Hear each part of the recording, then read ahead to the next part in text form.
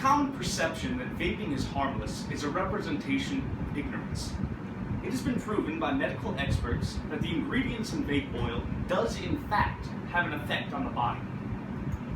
Judy Zelikoff of New York University's Langone Medical Center in Tuxedo looked at the genes affected by e-cigarette vapors.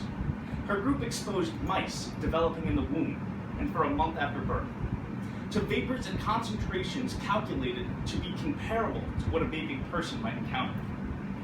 Then she tracked the activity of genes in the animal's frontal cortex, a brain region associated with planning and integrating the senses to understand the environment. Her group teamed up with researchers at the University of Rochester in New York.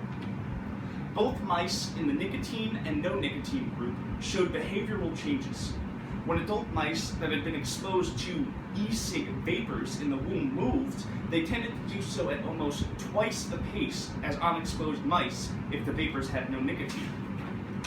They moved faster still if they had been exposed to nicotine. Both groups of mice also jumped more.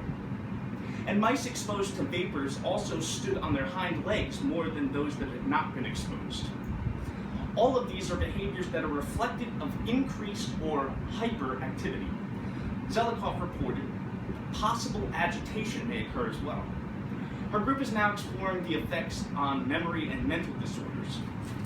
With that said, similar activities to vaping, such as smoking cigarettes, also altered the user's mental state. An ingredient found in both of these is nicotine. The nicotine from cigarettes is as addictive as heroin. Nicotine addiction is hard to beat because it changes your brain. The brain develops extra nicotine receptors to accommodate the large doses of nicotine from tobacco. When the brain stops getting the nicotine it's used to, the result is nicotine withdrawal.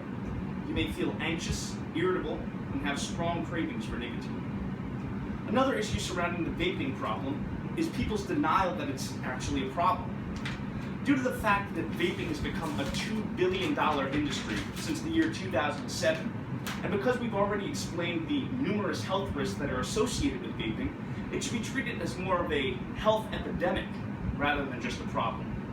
Yes, what we've mentioned thus far has been possible diseases or conditions that can be picked up, but what we haven't mentioned is the effects on the body's entire immune system. Now, the immune system is the body's defense against infectious organisms and other invaders. Through a series of steps called the immune response, the immune system attacks organisms and substances that invade the body systems and cause disease. E-cigarette vapor alone produces mild effects on the lungs, including inflammation and protein damage. However, when this exposure was followed by a bacterial or viral infection, the harmful effects of e-cigarette exposure became even more pronounced. In a study conducted by Thomas Susan from Johns Hopkins Bloomberg School of Public Health, e-cigarette exposure inhibited the ability of mice to clear bacteria from their lungs.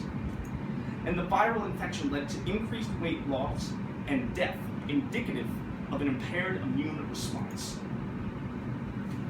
Now, data from the UNC School of Medicine indicates that cinnamaldehyde, cinnamon flavoring, which is one of the most popular flavors of e-cigarettes, the vapor juice containing this cinnamaldehyde have significant effects on the epithelial cell physiology and barrier function.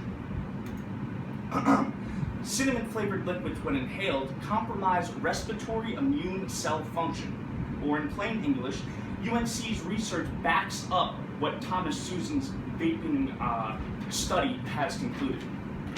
So that is my part for vaping. My name is Peter Miller. Thank you.